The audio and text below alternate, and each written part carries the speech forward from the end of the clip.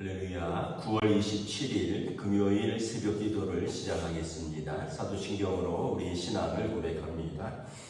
나는 전능하신 아버지 하나님 천지의 창조주를 믿습니다. 나는 그의 유일하신 아들 우리 주 예수 그리스도를 믿습니다. 그는 성령으로 잉태되어 동정녀 마리아에게서 나시고 본디오 빌라도에게 고난을 받아 십자가에 못 박혀 죽으시고 장사된 지 사흘 만에 죽은 자 가운데서 다시 살아나셨으며 하늘에 오르시어 전능하신 아버지 하나님 우편에 앉아 계시다가 거기로부터 살아있는 자와 죽은 자를 심판하러 오십니다. 나는 성령을 믿으며 거룩한 공교회와 성도의 교제와 죄를 용서받는 것과 몸의 부활과 영생을 믿습니다. 아멘. 찬송가 29장 찬양하시겠습니다. 찬송가 29장입니다.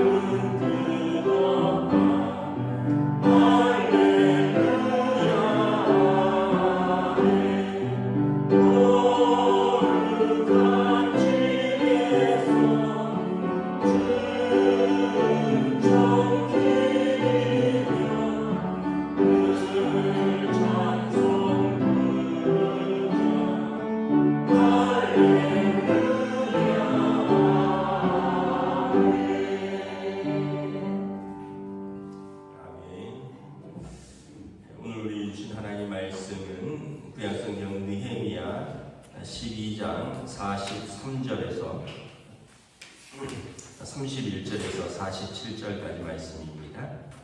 느헤미야서 12장 31절에서 47절까지 말씀입니다. 다 찾으신 줄 알고 저 여러분들이 한 절씩 교도하도록 하겠습니다. 이에 내가 유다의 방백들을 성벽 위에 오르게 하고 또 감사 찬송하는 자의 큰 무리를 둘러나도 성벽 위로 대오를 지어 가게 하였는데 한 무리는 오른쪽으로 군문을 향하여 가게 하니 그들의 뒤를 따르는 자는 호세아와 유다 지도자의 절반이요 또 아사랴와 에스라와 무술람과 유다와 베냐민과 스마야와 엘리노이며 또 제사장의 자손 몇 사람이 나팔을 잡았으니 요나단의 아들 스마야의 손자 마따냐의 증손 미가야의 현손 사쿨의 5대손 아삽의 6대손 스가랴와 그의 형제들이 스마야와 아살레와 밀랄레와 길랄레와 마이와 네다넬과 유다와 하나니이나 하나님의 사람 다윗의 아기를 잡았고 학사 에스라가 앞서서 세 문으로 전진하여 성벽으로 올라가는 곳에 이르러 다윗성의 층계로 올라가서 다윗의 궁 윗길에서 동쪽으로 향하여 수문에 이르렀고 감사 찬송하는 다른 무리는 왼쪽으로 행진하는데 내가 백성의 절반과 더불어 그 뒤를 따라 성벽 위로 가서 바로 망대 윗길로 성벽 넓은 곳에 이르고 에브라임 문 위로 옛문과 어문과 하나넬 망대와 한메아 망대를 지나 양문에 이르러 감옥 문에 멈추매 이에 감사 찬송하는 그 무리가 하루에 절에 있었고 여호와와 민장의 절반도 함께하여 제사장 엘리야김과 마세야와 미냐민과 미가야와 엘요에네와 스가랴와 하나냐는 다 나팔을 잡았고 또 마세야와 스마야와 엘라살과 옵사와 요바람과 말미야와 엘람과 에셀이 함께 있으며 노래하는 자는 크게 찬송하였는데 그 감독은 에스라히야라. 이날에 우리가 큰 제사를 드리고 심히 즐거워하였으니 이는 하나님이 크게 즐거워하게 하셨음이라.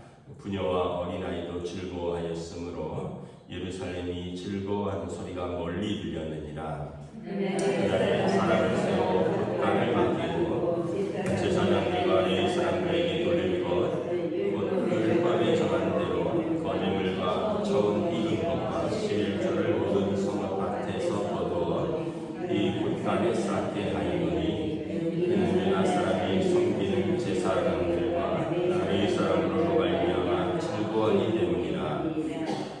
그들은 하나님을 섬기는 일과 결례의 일을 힘썼으며 노래하는 자들과 문지기들 그리하여 모두 다윗과 그의 아들 솔로몬의 명령을 따라 행하였으니 적 다윗과 아사빌 때 노래하는 자의 지도자가 있어서 하나님께 찬송하는 노래와 감사하는 노래를 하였습니다. 함께 읽습니다. 스룹바벨 때와 느헤미야 때는 온 이스라엘이 노래하는 자들과 문지기들에게 날마다 쓸 몫을 주되 그들이 성별한 것을 레위 사람들에게 주고 레위 사람들은 그것을 또 성별하여 아론 자손에게 주었느니라. 아멘. 할렐루야. 오늘도 또 새날을 주셨습니다. 하나님께서 은혜와 평강으로 함께하여 주시기를 축복합니다. 느헤미야가 성벽 봉헌식을 합니다. 예루살렘 성벽을 52일 만에 이제 다 재건하고 성벽 봉헌식을 하는데 오늘이 이제 마지막 절정이죠.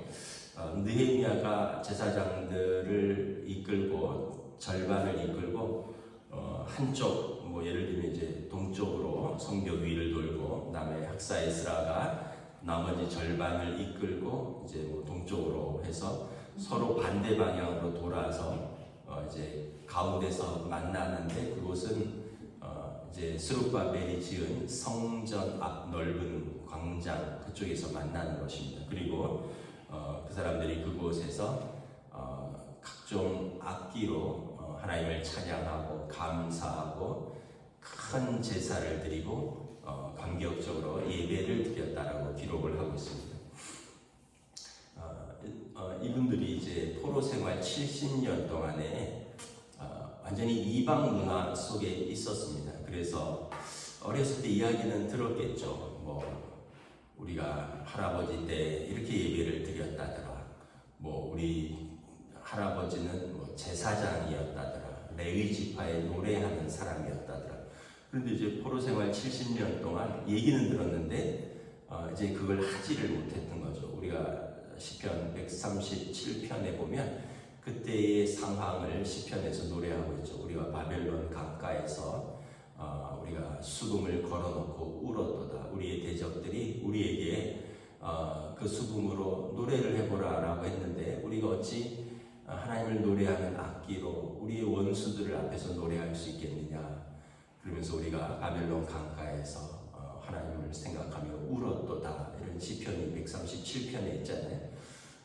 그 유명한 그 By the Rivers of Babylon이라는 그런 팝송으로도 있고 그 사람들의 그 잃어버린 70년 동안에 어떤 민족적인 압제와 고통도 있었지만 하나님의 백성이 이제 물론 그들이 우상 숭배하고 하나님의 말씀을 제대로 지키지 않은 것에 대한 징벌이기도 하지만 하나님께로부터 나와서 하나님과 언약을 맺었던 백성이 이제 버림받아 이제 하나님을 예배하고자 해도 할 수가 없고 예배할 장소가 없고 그 예배를 인도할 제사장들이 없고 그들이 하나님을 찬양할 이제 레위 지파도 없고 그러면서 이제 아련한 추억으로 우리 조상들이 우리 할아버지 때 우리 할머니 때 이렇게 하나님을 예배했었더라 뭐 이런 얘기만 듣다가 이제 그들이 귀환해서 이걸 다 재건을 하는 겁니다. 스룹바벨이 성전을 재건하고 느헤미야는 성벽을 재건하고 에스라는 말씀을 읽어주고 말씀 가운데 그들이 회개하면서 다시 안식일을 지키기 시작하고 유월절을 지키기 시작하고 그들이 그 말씀에 따라서 율법에 따라서 다시 레위 지파들을 족보를 따라서 세우고 그 명단을 세우고 찬양대를 세우고 또 제사장들을 세우고 대제사장을 세우고 이러면서 이것들이 하나하나 회복되어 가는 과정이 너무나 감격스러웠을 것으로 생각을 합니다. 우리가 뭐 이제 아마도 뭐 우리 어른들은 그런 경험이 있을 텐데 뭐 일제시대 때 강제로 교회 문을 닫게 했다거나 아니면 또 6.25 전쟁 때 피난 가느라고 고향을 떠나면서 뭐 교회가 폐쇄되고 또 집을 버리고 이제 혈혈단신으로 가족들만 떠났다가 몇 년 만에 다시 돌아와서 뭐 파손되었던 집들을 다시 수리하고 버려졌던 교회들을 성도들이 다시 모여서 재건하고 이것저것을 부서진 것, 망가진 것을 다시 보수하고 청소하고 그리고 그곳에서 첫 예배를 드리고 다시 들어가서 그 집에서 살기 시작하고 다시 그 마을들이 회복되고 교회가 회복될 때 그 감격이 얼마나 하나님 앞에서 감격스럽겠습니까?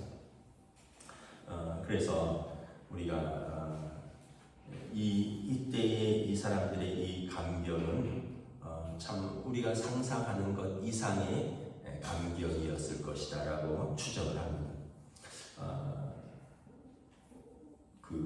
이제 어떤 면에서 보면 이제 문화가 바뀐 거죠.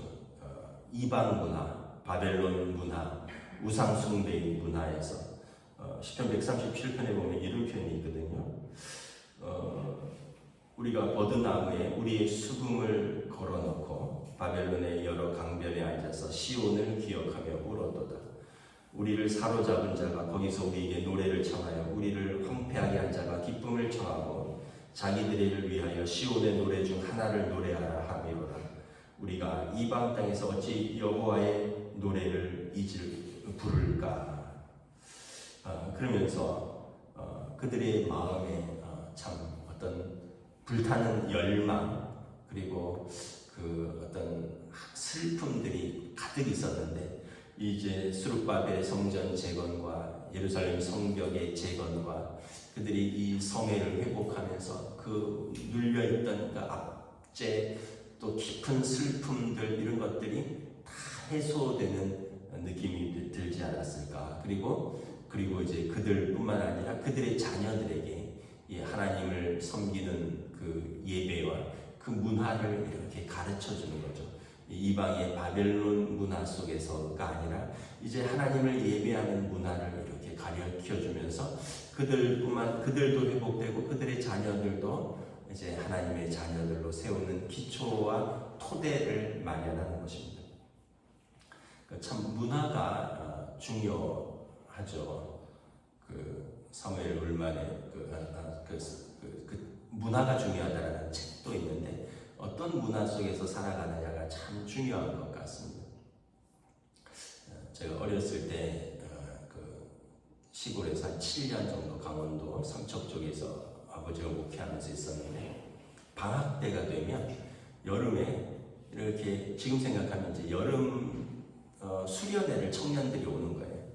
뭐 춘천이나 뭐 원주나 뭐 강릉이나 그런 도시에서 대학생들이 뭐 강원대학교나 관동대학교 이쪽에서 기독교 연합 동아리에서 이렇게 오기도 하고 또 서울에서 또 이제 그 아버지랑 이렇게 연이 닿는 그 어떤 목회자들의 교회 청년들이 버스를 크게 한두 대를 대절해서 이제 여름, 그래서 매년 여름은 참 저는 어렸을 때 그때가 초등학교 1학년부터 5학년까지 유치원 때부터 한 5학년 때까지 있었는데 그 여름에 이제 그 형들 그 누나들이 내려오는 게 가장 즐거웠어요. 시골에 마땅한 문화가 없잖아요. 맨날 딱지치기 하고 구슬치기 하고 뭐 자치기 하고 이러면서 노는데 서울에서 여름이면 대학생들이 버스를 타고 내려오는데 우리 교회 바로 옆에는 중학교가 있었거든요. 장호중학교. 거기다 버스를 대고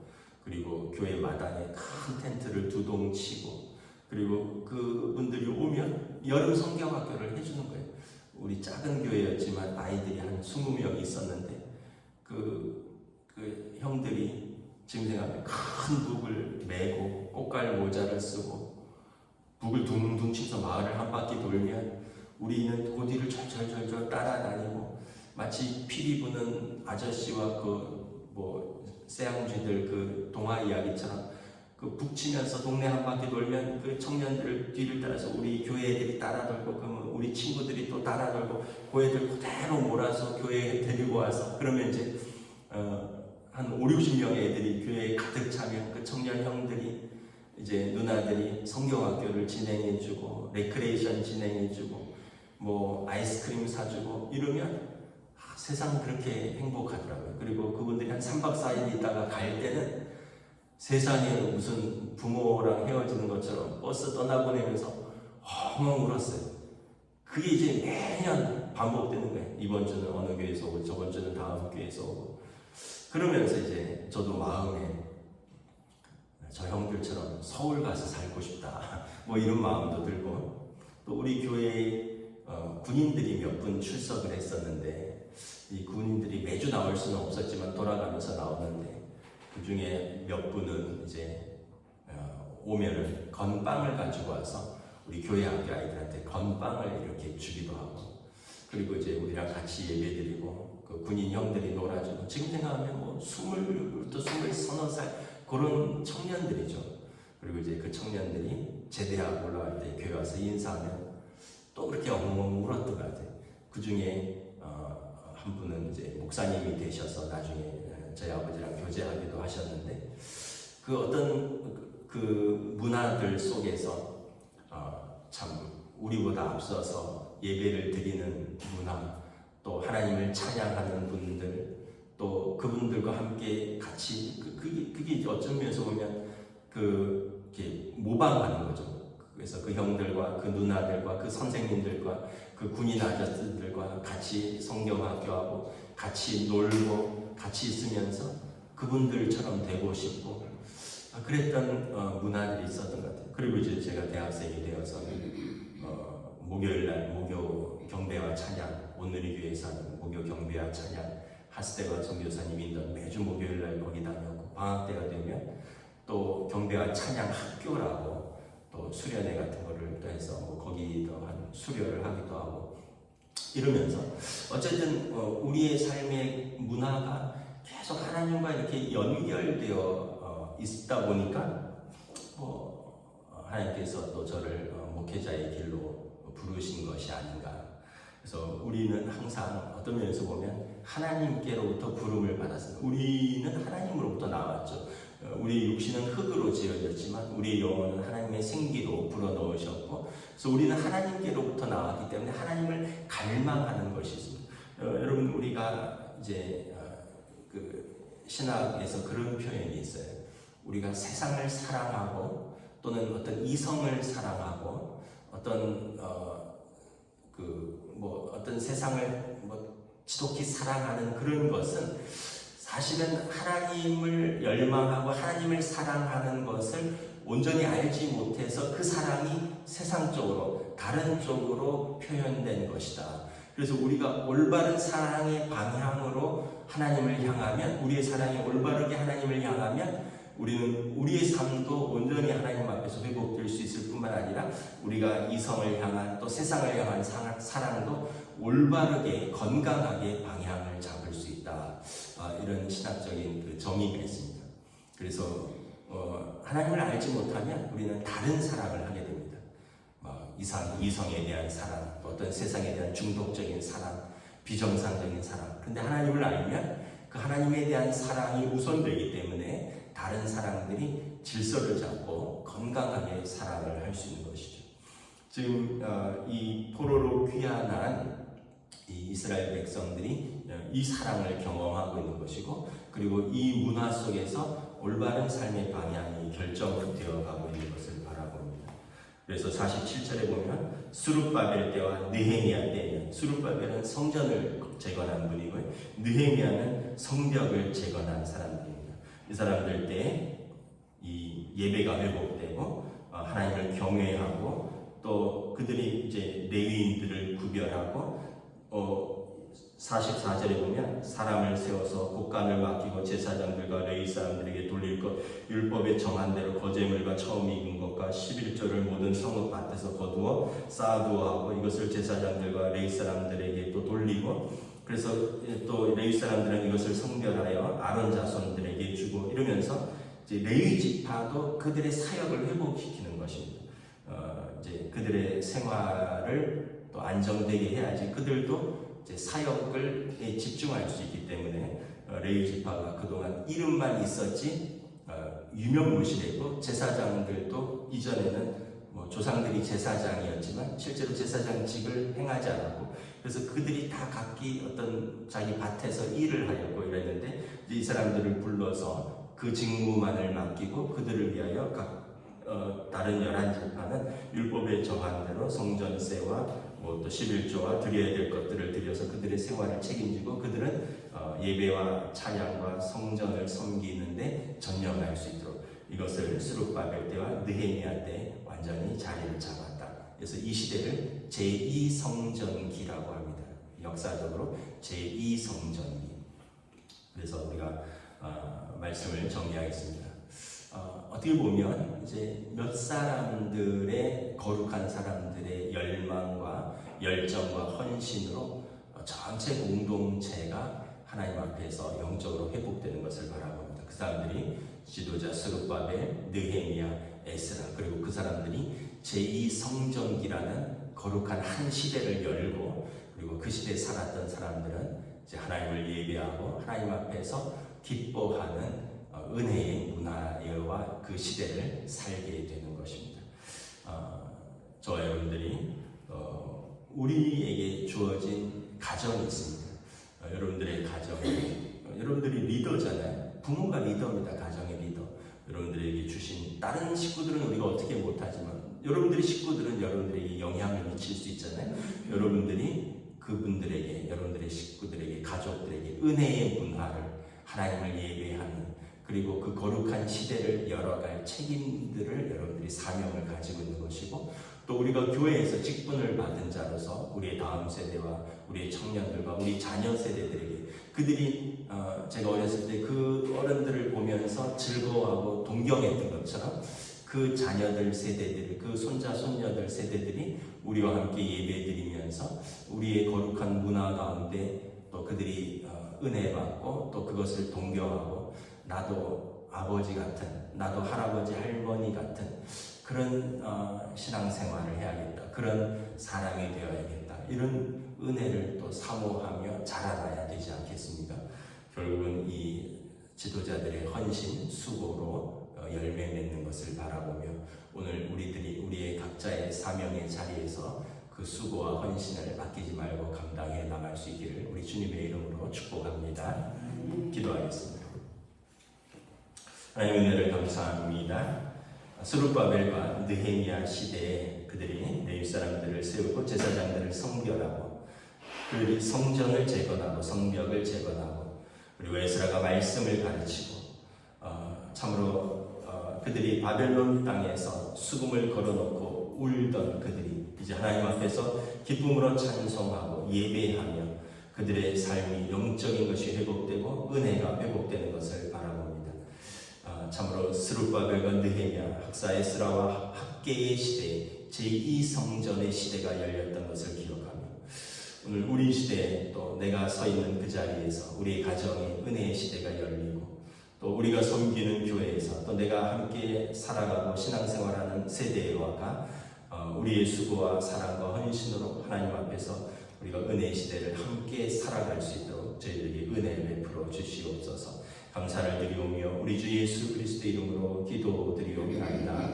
아멘. 하늘에 계신 우리 아버지, 아버지의 이름을 거룩하게 하시며 아버지의 나라가 오게 하시며 아버지의 뜻이 하늘에서와 같이 땅에서도 이루어지게 하소서. 오늘 우리에게 일용할 양식을 주시고 우리가 우리에게 잘못한 사람을 용서하여 준 것 같이 우리 죄를 용서하여 주시고 우리를 시험에 빠지지 않게 하시고 악에서 구하소서. 나라와 권능과 영광이 영원히 아버지의 것입니다.